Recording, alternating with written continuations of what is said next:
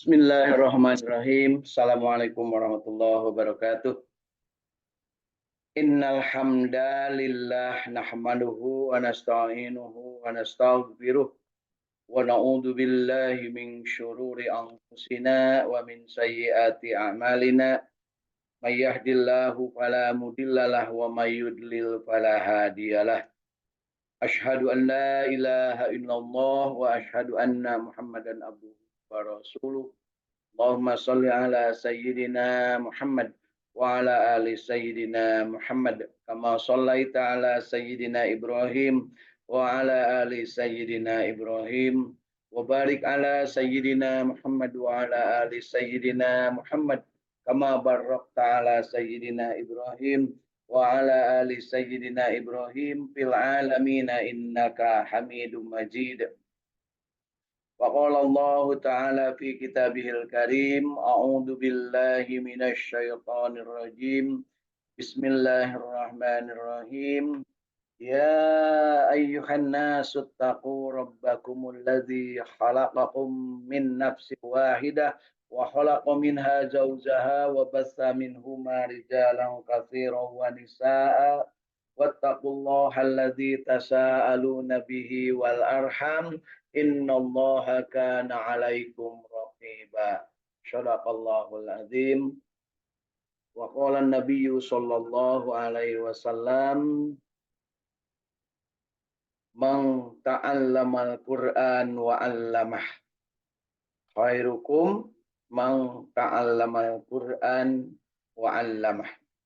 Sebaik-baik manusia di antara kalian, sebaik-baik di antara kalian, artinya manusia yang sudah beriman, adalah yang belajar Al-Quran dan mengajarkannya. Shadaqallahul azim wa shadaqallahu Rasulullah sallallahu alaihi wasallam. Alhamdulillah, dengan penuh rasa syukur, pagi hari ini masih di bulan Dzulqa'dah, di penghujung bulan Dzulqa'dah menjelang bulan Dzulhijjah, kita masih diberikan napas panjang, sehat walafiat, insya Allah dalam keadaan bahagia. Dan insya Allah kita juga istiqomah untuk tetap berjamaah membaca Al-Quran.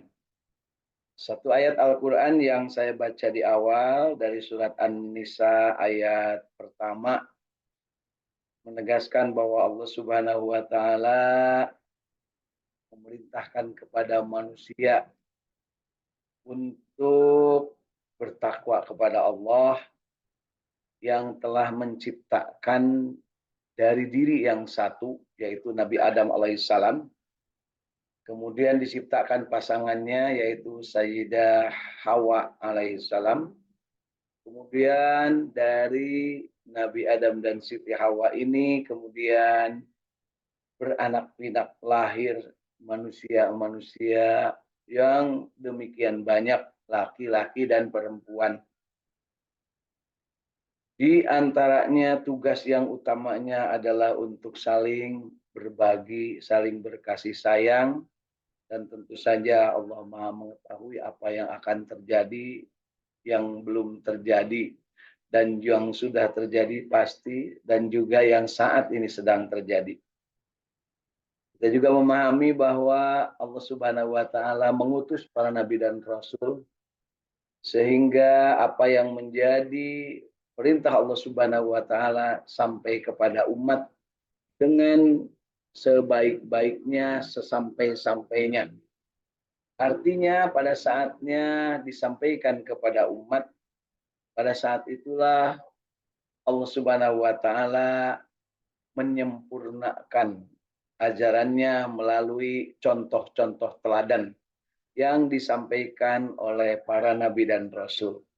Dan tentu saja kita sangat yakin Allah Subhanahu wa Ta'ala memberikan contoh teladan terindah kepada manusia, teristimewa kepada umat akhir zaman, yaitu dengan lahirnya Rasulullah Sallallahu Alaihi Wasallam dan penegasan dari Allah, laqad kana lakum fi Rasulillah uswatun hasanah. Sebuah contoh teladan yang pasti sempurna dan tidak sempurna. Artinya jangan ada sedikit pun keraguan dalam diri kita bahwa ada ketidaksempurnaan dalam akhlak Rasulullah Shallallahu Alaihi Wasallam. Nah, kesempurnaan akhlak Rasulullah Shallallahu Alaihi Wasallam, kemudian juga petunjuk dari Allah Subhanahu Wa Taala berupa Al-Quranul Karim yang disampaikan kepada beliau, kemudian beliau menjalankan syariahnya, menjalankan tugas risalah kerasulannya dengan penuh penjiwaan, sepenuh hati, setulus jiwa. Beliau melakukan upaya wayuzakihim.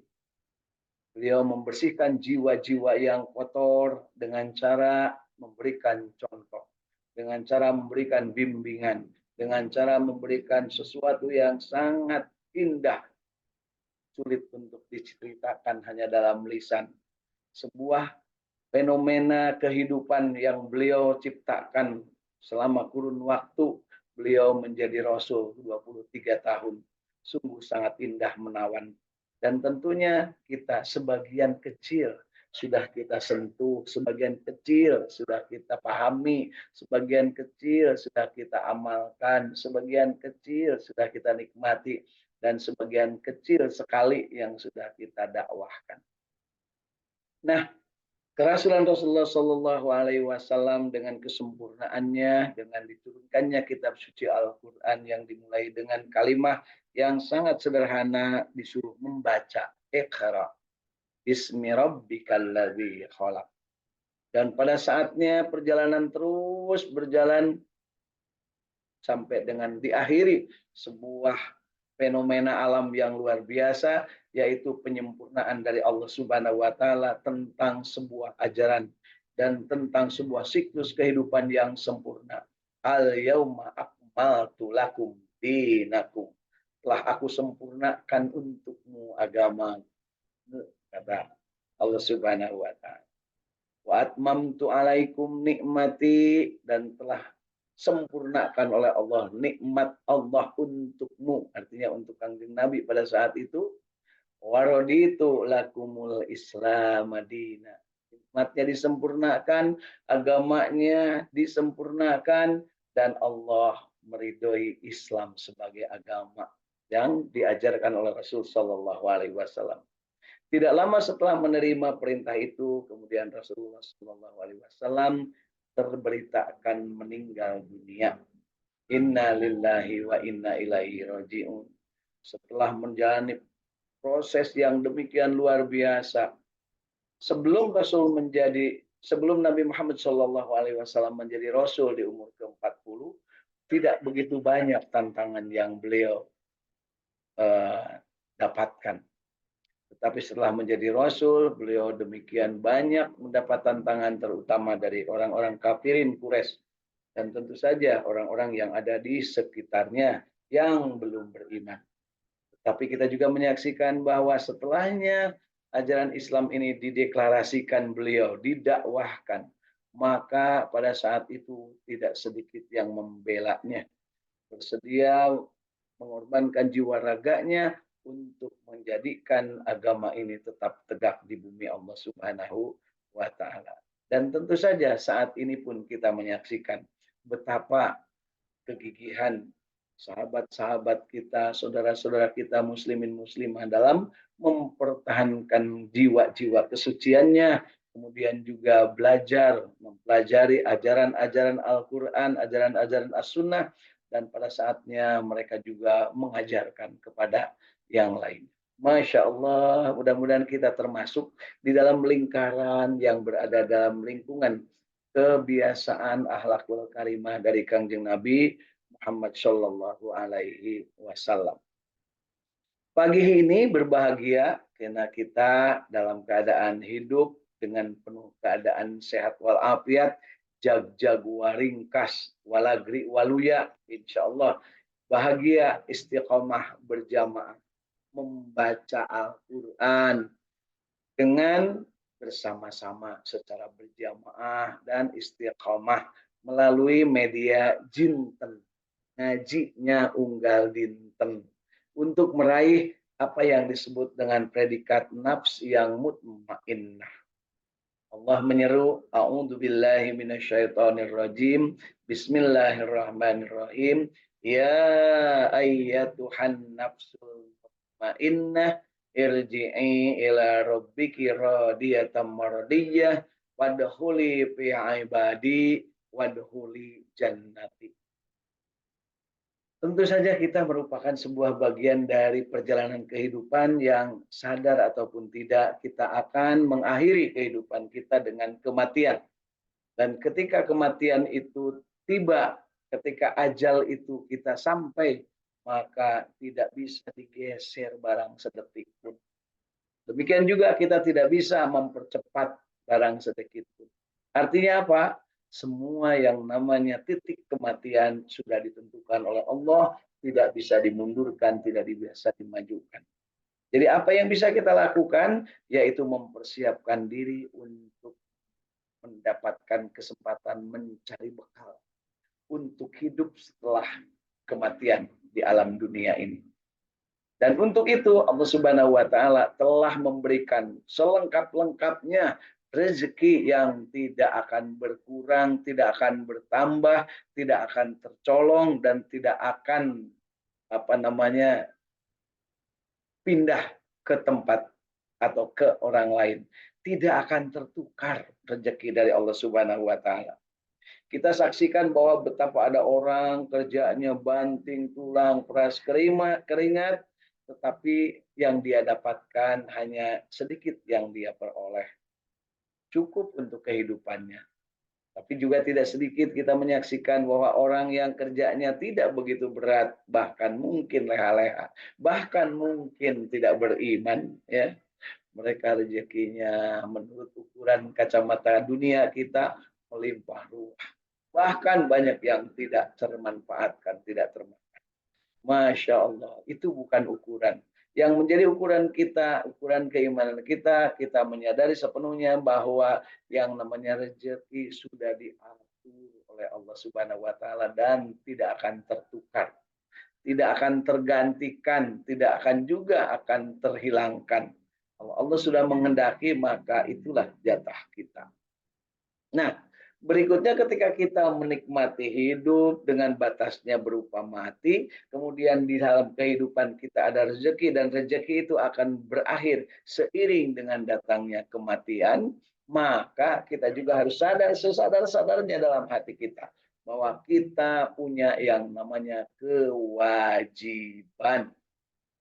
Kewajiban ini tidak bisa diwakilkan kepada orang lain. Harus masing-masing mempertanggungjawabkan apa yang menjadi tugas masing-masing. Mau menciptakan individu itu unik, individu ini spesifik, individu ini benar-benar berada dalam keadaan yang sudah ditakar. Kadarnya sudah ditentukan, potensinya ditentukan, capability-nya ditentukan. Yang pada akhirnya dia akan pertanggungjawabkan itu semua pada Allah Subhanahu wa taala dalam bentuk pengabdian. Ya, karena Allah Subhanahu wa taala menjadikan kita ini wa ma khalaqtul jinna wal insa illa liya'budu. Tidak aku ciptakan jin dan manusia melainkan untuk beribadah kepadaku, untuk mengabdi kepadaku, kata Allah Subhanahu wa taala. Dan ketika mengabdi kepada Allah, maka tentu saja kita pasti dibimbing bagaimana cara kita mengabdi. Kita diberikan petunjuk bagaimana cara kita mengabdi. Jangan khawatir. Allah menetapkan kewajiban tugas bagi manusia.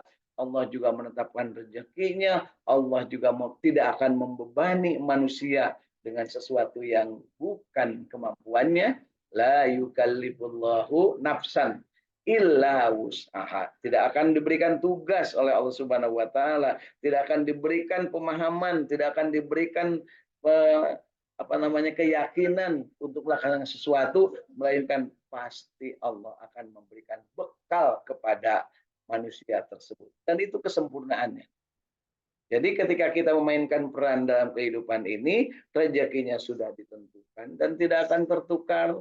Kemudian juga kita punya kewajiban yang tidak akan bisa diwakilkan Dan ketika melaksanakan kewajiban dan menikmati rezeki ini sampai dengan batas titik waktu ajal kita, maka Allah berikan kepada kita kesempatan untuk berinteraksi satu dengan yang lainnya dengan cara tasa'alu nabihi wal arham. Saling memanfaatkan satu dengan yang lain, saling memberi peluang untuk senantiasa berbagi dengan penuh kasih sayang, dengan penuh rasa persaudaraan.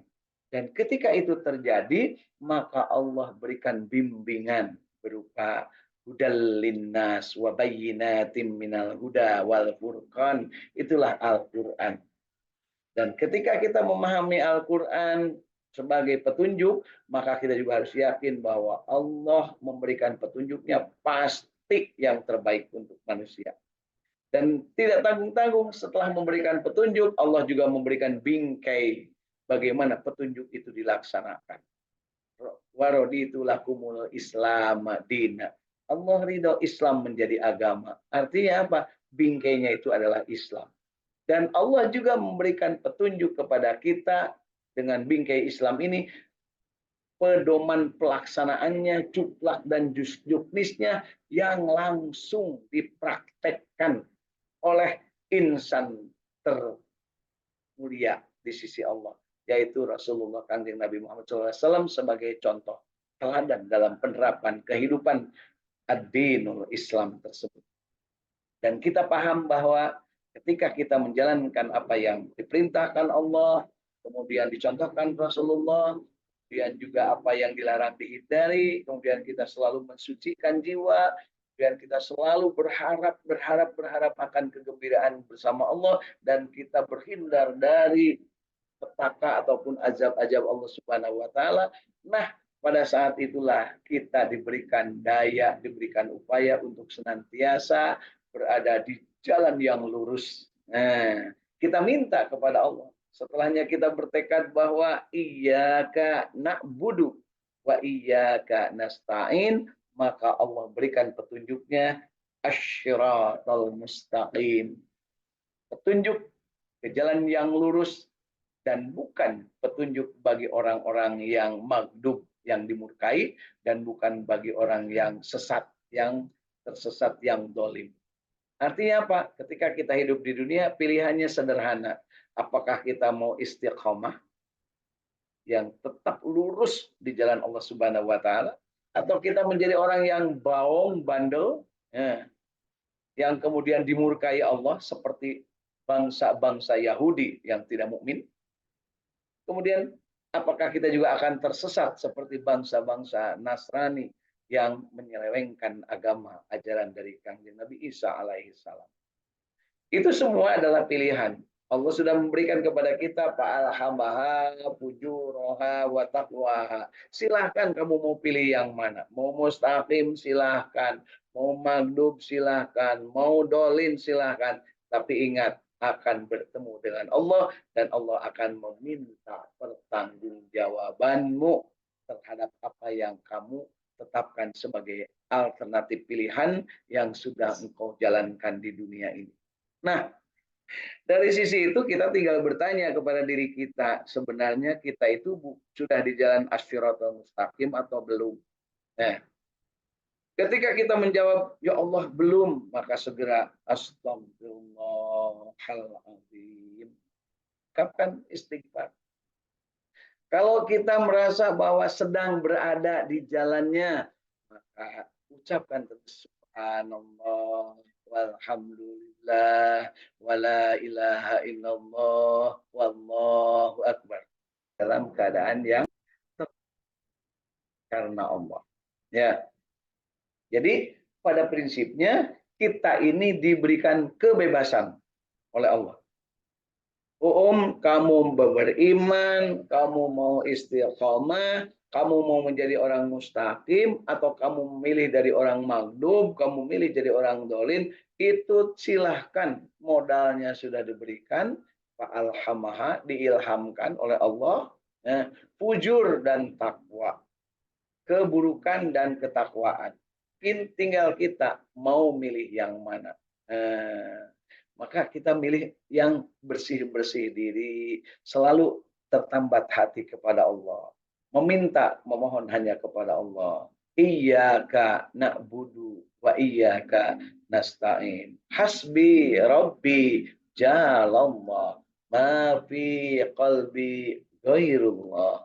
Nur Muhammad sallallahu la ilaha illallah Muhammadur Rasulullah sallallahu alaihi wasallam. Ungkapkan dengan penuh ketulusan, la ilaha illallah al-malikul haqqul mubin Muhammadur Rasulullah shadiqul wa'dil amin. Insya Allah kita termasuk yang selalu diberikan kesempatan untuk merefleksikan apa yang menjadi ajaran agama Islam ini ke dalam diri kita, dalam kehidupan. Setiap saat, setiap detik, setiap menit kita diminta untuk selalu merefleksikan diri kita. Apakah cocok enggak dengan yang diajarkan Allah Subhanahu wa Ta'ala. Untuk bisa mendapatkan kecocokan itu, kita selalu ingat apa yang difirmankan Allah dan selalu kita baca di dalam doa iftitah kita. Inna sholati wa nusuki wa mahyaya wa mamati lillahi rabbil alamin. Itu tekad kita, ikrar kita. Sesungguhnya sholatku, ibadahku, hidupku, matiku hanyalah karena Allah Subhanahu wa Ta'ala. Bukan karena siapa-siapa, bukan oleh siapa-siapa, bukan dengan siapa-siapa, hanya dengan Allah. Ketika itu terjadi, maka semuanya akan menjadi indah, semuanya akan menjadi sebuah unsur yang membahagiakan, unsur yang akan senantiasa membangkitkan semangat diri untuk menghamba kepada Allah Subhanahu wa Ta'ala. Kalau itu sudah muncul, maka kita rindu untuk dipanggil dengan panggilan indah. Ya ayyatuhan nafsul mutmainnah, irji'i ila rabbiki radiyatan mardiyah wadkhuli fi ibadi wadkhuli jannati. Bapak Ibu, mungkin ayat ini populer ketika ada orang yang meninggal dunia, terutama di atas batu nisan, ya, dibacakan batu nisannya, dipegang, kemudian dikatakan ya ayyatuhan nafsul mutmainnah. Kayaknya seolah-olah itu menasihati yang sudah mati, padahal itu adalah nasihat bagi kita yang masih hidup, bahwa kamu itu nanti akan kembali kepada Allah, dan ketika kembali kepada Allah, maka mimpikanlah, wujudkanlah dirimu, jadikanlah visi dalam dirimu menjadi yang dipanggil dengan panggilan mutmainnah. Kenapa dipanggil mutmainnah? Ada panggilan yang lain? Ada, paling tidak yang sudah sering kita omongkan, ada 7 yang namanya nafs. Yang pertama, nafs yang mutmainnah itu adalah nafsu yang tenang, yang tentram, ya, yang bergetar ketika disebut nama Allah, yang bersyukur ketika mendapatkan nikmat, yang sabar ketika mendapatkan ujian, yang selalu ikhlas menghambakan diri kepada Allah, dan yang selalu sesegera mungkin bertobat kepada Allah Subhanahu wa Ta'ala ketika berbuat salah dan dosa, dan selalu memperhatikan diri untuk menjalin silaturahim dengan siapapun, kapanpun, dimanapun, dalam keadaan apapun, dengan memanfaatkan potensi diri dan kompetensi serta kemampuan nalar yang ada pada diri kita untuk mendapatkan kesempurnaan dari ar-rahim, dari kesempatan silaturahim, yaitu kita mendapatkan ilmu yang bermanfaat, mendapatkan kesempatan memperoleh rezeki yang halal dan baik dan barokah, mendapatkan kesempatan untuk terus-terusan meningkatkan kualitas kehidupan kita sehingga amal kita menjadi amal soleh, dan tentu saja kita ingin dari apa yang kita peroleh ini, ilmu, harta, rezeki, hubungan interaksi dengan yang lain, maka kita ingin berakhir dengan husnul khatimah. Kemudian kita pindah ke alam barzah, berada di alam barzah dalam keadaan yang penuh rahmat Allah, kemudian nanti sampai di alam akhirat bertemu dengan Allah Subhanahu wa Ta'ala, diaku sebagai umat Kanjeng Nabi Muhammad SAW, digolongkan ke dalam golongan ahli-ahli ibadah, dan kemudian dimasukkan, digiring ke surganya Allah Subhanahu wa Ta'ala dengan penuh kebahagiaan.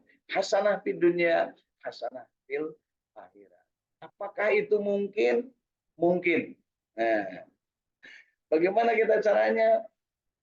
Baca, pahami, amalkan, nikmati, dan dakwahkan, viralkan. Maka itu adalah kebahagiaan. Selain mutmainnah apa? Ada nafs yang lawamah. Nafs yang lawamah yang kadang-kadang dia itu cenderung kepada yang baik, maka dia berbuat baik. Tapi dia kadang masih berpikir tentang buat sesuatu yang tidak baik. Berpikir meskipun tidak sampai terlaksana.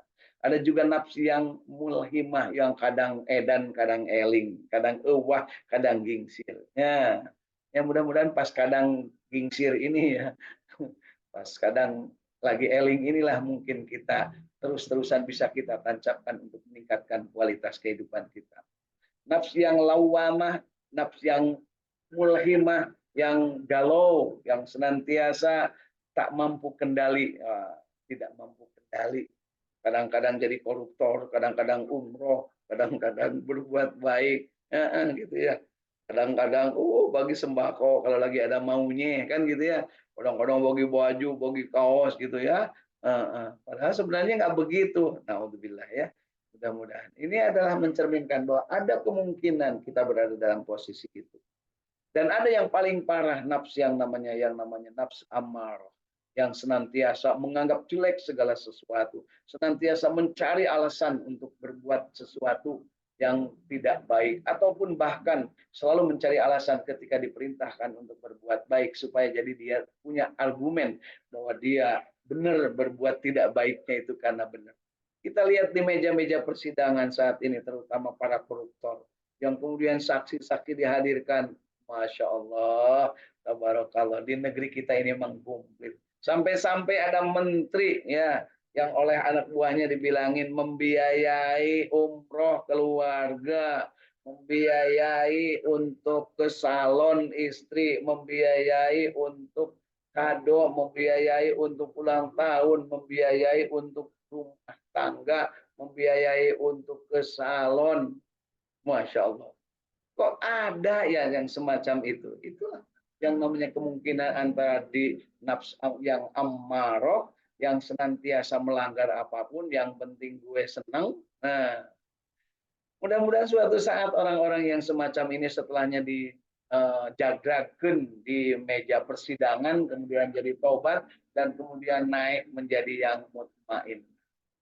Ammarah, lawamah, mulhimah, mutmainnah. Kita yang selalu jadi impian kita menjadi mutmainnah karena dipanggil oleh Allah. Ya ayyatuhan nafsul mutmainnah.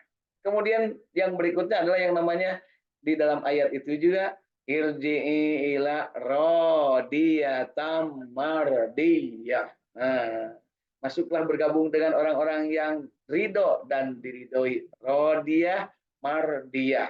Nah, nafs yang sudah nyampe rodiyah, yang mardiyah, yang ridho dan diridhoi Allah. Sudah ngekrut, nyeplok. Menjadi orang yang sudah ma'rifat, orang yang sudah tenang, kalem, tidak banyak hal yang menjadi persoalan di dunianya. Dia sudah menghambakan diri kepada Allah, ikhlas, tulus, dan selalu beribadah mendekat kepada Allah Subhanahu wa ta'ala. Dan tentunya hal itu akan mencerminkan jiwa-jiwa kamilah, yaitu nafs yang kamilah, ya, yaitu para nabi dan rasul yang sudah teruji dengan perjuangannya, teruji dengan cobaannya, dan pada saatnya mereka sudah dijanjikan Allah untuk menjadi penghuni surganya. Mutmainnah ada di tengah-tengah, keseimbangan satu dengan kondisi yang lainnya. Ke atasnya ada rodiyah, ada mardiyah, ada kamilah. Sementara yang harus kita hindari adalah yang namanya nafs yang lawamah, yang mulhimah, dan yang ammaroh, yang galau dengan dunia. Nah, apakah kita mungkin? Ya, kita yang saat ini hidup, termasuk saya, dimungkinkannya dalam pergulatan ini tiga, ammaroh, lawamah, mulhimah, dan kita bermimpi berjuang untuk mutmainnah. Sedangkan untuk rodiyah dan mardiyah itu prerogatifnya Allah, nanti yang akan menentukannya, dan kamilah itu untuk hak para nabi dan rasul. Tentunya boleh-boleh saja kita berharap ya Boleh-boleh saja kita mengharap dengan cara apa? Dengan cara menghambakan diri kepada Allah dengan sebenar-benarnya, dengan meningkatkan kualitas ketakwaan pada diri kita masing-masing. Apakah itu mungkin? Sangat mungkin, karena Allah membuat sesuatu itu serba memungkinkan. Kalau dalam diri kita ada keadaan jiwa yang menyebut, itu kan nabi, itu kan ajengan, itu kan ibu nyai, itu harus dihilangkan. Bahwa Allah menciptakan manusia ini adalah unik, balik kepada yang dasar tadi. Bahwa setiap manusia dimungkinkan untuk memperoleh kebahagiaan, memperoleh kesejahteraan, memperoleh petunjuk, memperoleh jalan yang benar, dan itu diberikan kepada diri masing-masing berjuang. Bapak dan Ibu, ketika kita mendengar kisah Nabi Muhammad SAW ketika menginginkan Abu Jahal, menginginkan Sayyidina Umar untuk menjadi penganut Islam, menginginkan Abu Sufyan untuk menjadi penganut Islam, menginginkan Abu Lahab untuk menjadi penganut Islam, menginginkan Abu Thalib untuk menjadi penganut Islam, menginginkan yang lain untuk menjadi penganut Islam. Ingatlah bahwa Allah sudah menetapkan kadar masing-masing. Ada yang karena beliau ingin, kemudian Allah berikan hidayah dan kemudian mereka menjadi pembela agama Allah. Ada yang Rasulullah SAW selalu meminta kepada Allah, tetapi malah ditegur oleh Allah. Muhammad, tugasmu adalah menyampaikan, bukan mengislamkan. Ya, sampai Rasulullah itu nangis-nangis ketika pamannya, menurut hadis disebutkan bahwa dia tidak mau masuk Islam, bahkan menjelek-jelekkan Islam, bahkan menjadi komandan untuk memboikot Rasulullah dan keluarganya, dan bahkan untuk memerintahkan membunuh Rasulullah dengan keluarganya. Tapi ketika Allah memutuskan bahwa yang namanya Abu Lahab itu menjadi penghuni neraka, meskipun beliau masih hidup, sudah divonis nanti akan menjadi penghuni neraka, maka Rasulullah nangis ketika menerima surat Tabbat yada Abi Lahab wa tab. Beliau menangiskan apa? Ya Allah, itu pamanku. Ya Allah, itu adalah saudara bapakku. Ya. Kata Allah, Muhammad, tugasmu adalah menyampaikan, bukan mengislamkan. Jadi bagi diri kita sekarang yang punya anak, punya keluarga, punya cucu, punya koleha, punya masyarakat, berjuang terus untuk menjadikan orang-orang paham tentang Islam, menjalankan Islam, berjuang untuk Islam, kemudian juga menegakkan kalimat-kalimat Islam dan mati untuk Islam. Tapi jangan lupa bahwa jangankan kita dalam menyampaikan, bahkan Rasulullah pun diberikan kesempatan hanya untuk menyampaikan. Ya, sampai-sampai beliau cara menyampaikan, beliau menyampaikan juga, disampaikan kepada kita bahwa sebaik-baik manusia adalah yang banyak manfaatnya bagi manusia yang lain. Dan beliau menyampaikan, sampaikan dariku meskipun hanya satu ayat. Artinya, betapa Rasulullah SAW wanti-wanti kepada kita. Bahwa kalau kalian ingin tahu manusia yang baik itu seperti apa, yaitu yang manusia yang paling banyak manfaatnya bagi manusia yang lain. Jadi yuk kita uji diri kita, apakah bermanfaat bagi orang lain atau memberikan mudarat bagi orang lain. Apakah bermanfaat bagi keluarga? Apakah bermanfaat bagi masyarakat? Atau mungkin bahkan kita ini menjadi ngaririweuh masyarakat. Nah, demikian juga Rasulullah berpesan, khairun nas man tala umuruhu wa hasuna amaluhu. Sebaik-baik manusia adalah yang panjang umur dan baik amalnya, soleh amalnya. Yuk kita sekarang di umur kita yang keberapa, ulang tahunan wae bisanya tuh. Tapi refleksikan ke dalam diri, setelah sekian lama hidup di dunia, apa yang bisa kita perbuat? Berapa ayat dari Al-Quran yang sudah kita hafal? Berapa hadis dari yang kita tahu yang sudah kita amalkan? Dari mulai makan sambil duduk dengan tangan kanan dan tertib. Nah, itu juga sekarang susah diamalkan, terutama kalau lagi kondangan. Betapa ketika kondangan makanannya banyak, tempat duduknya nggak ada, tamunya banyak, makan sambil jalan-jalan, makan sambil ngobrol. Masya Allah. Itu mencerminkan bahwa jiwa kita diberikan ujian untuk mampu melakukan mana yang harus dilakukan yang terbaik. Nah, jadi ujian kita itu nggak berat-berat amat sih, cuman kalau dilaksanakan juga agak apa istilahnya ya, cumanya kedah gitu kalau kata orang Jawa Barat makan itu tuh tenang udah eta rasul kan gitu ya. Nah, jadi jangan sampai seperti itu. Ketika kita masuk ke undangan, lihat dulu ada nggak tempat duduk, makanan banyak, menarik, ada nggak tempat duduk. Kalau nggak ada, udah balik kanan, putar balik. Kenapa? Dosa tuh yang undang tapi tidak menyediakan tempat duduk. Ya, wah kan di Arab juga begitu. Itu Arab yang diceritakan bukan Arab. Ini adalah cerita tentang kasihnya Rasul Shallallahu Alaihi Wasallam dalam memberi contoh teladan akhlakul karim. Ya, begitu cara pandangnya ya. Jadi hati-hati nih Bapak Ibu yang mau ngadain hajat, cek jangan-jangan ketika kita hajatan banyak orang berbuat dosa melanggar sunnah. Alhamdulillah ya. Nah, baik. Berikutnya adalah yang kita pahami tadi dari nafsu yang namanya ammaroh, lawamah, mulhimah yang harus kita tingkatkan menjadi yang namanya mutmainnah, capai meraih radiah dan mardiah serta mudah-mudahan kita digolongkan kamilah, maka refleksikan pada diri kita bahwa saat ini umur sudah berapa, apakah kita beramal soleh. Ya, Bapak Ibu kemarin saya berkunjung ke sahabat, bukan berkunjung, takziah kepada sahabat yang punya anaknya 4, 2 sudah menikah, punya cucu 5.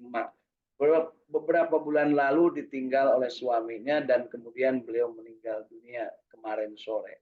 Apa yang terjadi di situ bahwa dengar cerita kisahnya 2 tahun sebelum ini, yaitu ketika musim COVID ya dulu, ternyata 10 orang dari keluarganya juga meninggal dunia di rumah itu. Artinya di rumah itu di lingkungan keluarganya. Dan beliau termasuk yang sama suaminya sudah terkena tetapi tidak meninggal pada saat itu. Artinya apa? Ketika ada wabah, ketika ada sesuatu yang terjangkit, bisa jadi kita terpilih yang masuk sebagai yang selamat, artinya tidak terkena. Tapi suatu saat tetap akan bertemu dengan yang namanya ajal.